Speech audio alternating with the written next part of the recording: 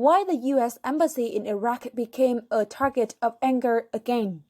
Iraq has been dealing with widespread protests for months. But these demonstrations have been directed at the country's weak, faltering government, and not the U.S. This changed dramatically as Iraqi militiamen and their supporters targeted the U.S. Embassy in central Baghdad.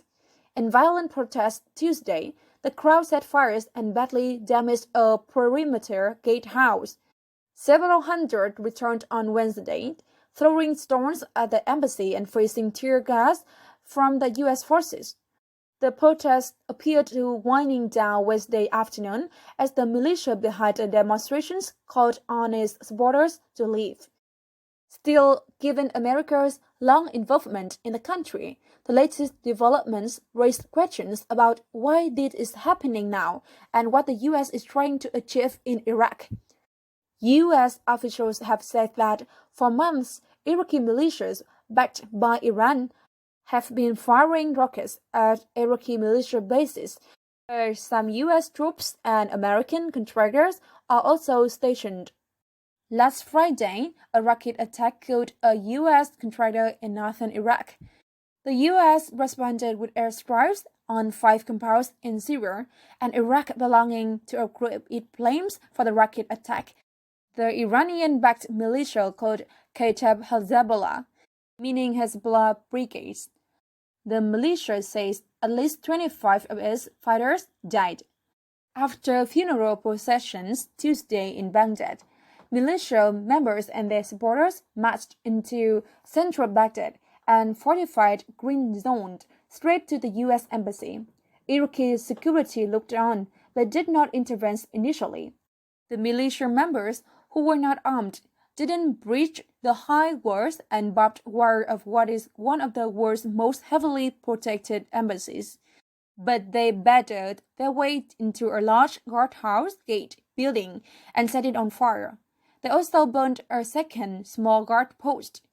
U.S. Embassy security responded with tear gas and stun grenades. Are these events connected to the other protests in Iraq? No, these are distinct groups with different, even opposing views. Since early October, hundreds of thousands of Iraqis have been protesting against their government.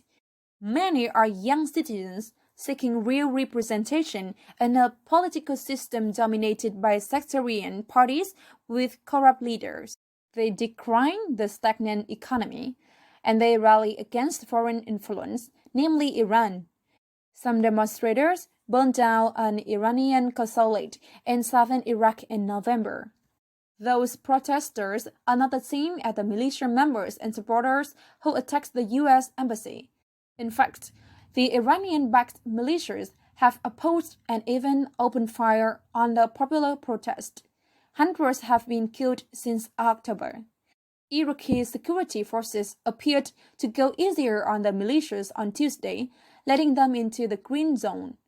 The Iraqi government forces have opened fire on the other protests attempting the same thing. One result of last week's U.S. airstrikes against the militia was this: whereas many Iraqis had focused their anger on Iran, the airstrikes helped shift that anger back at the U.S. The airstrikes were widely condemned throughout Iraqi politics and made America look like it was once again a foreign power meddling in their affairs. What is the U.S. doing in Iraq? The big U.S. embassy in Baghdad, a complex on more than 100 acres along the Tigris River, has been a symbol of the huge American footprint in Iraq. It has come under attack from insurgents over the years. The U.S. has about 5,000 troops in Iraq now.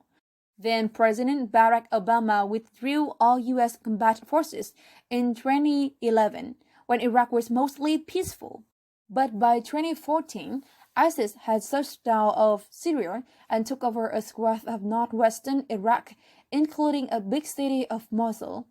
U.S. air power and Iraqi troops returned and helped Iraqi forces, which included Kataib Hezbollah and other Shia Muslim militias, vanquished ISIS in a series of ferocious battles. leaving thousands dead.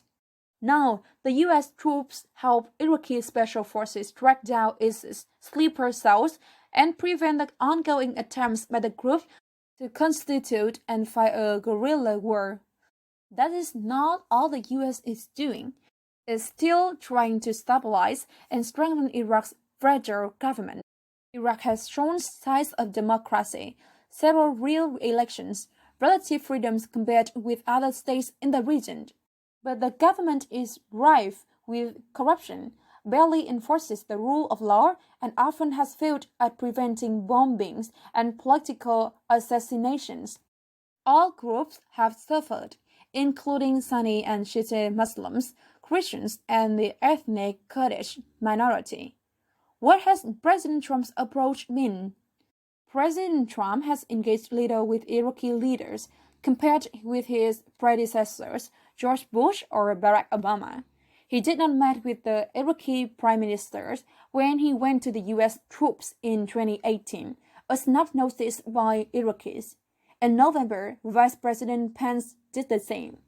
Trump has promised to bring our soldiers back home from the endless wars, but says some U.S. forces are needed in the region to make sure ISIS didn't come back.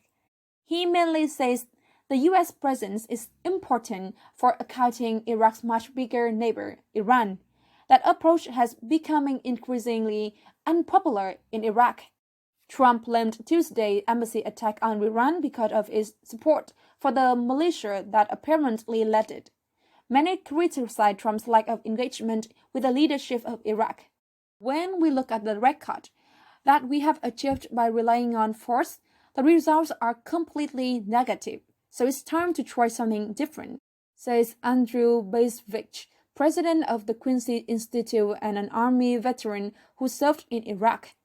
I do believe that if the parties in the region come to the conclusion that the United States is not going to police the region from now until the end of the time, that opens up other possibilities for setting differences without a resort to violence.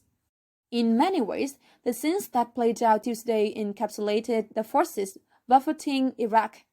On one side is the giant U.S. embassy, powerful but behind walls. On the other are groups backed Iran, holding epithets and keeping the Americans in lockdown. And in the middle is a thin line of troops from the Iraqi government seeking to avoid a fight with either of the larger powers. Thank you for watching. Don't forget to like, share videos, and leave your comment below. Subscribe our channel US News Today to update information. Head up for the next video.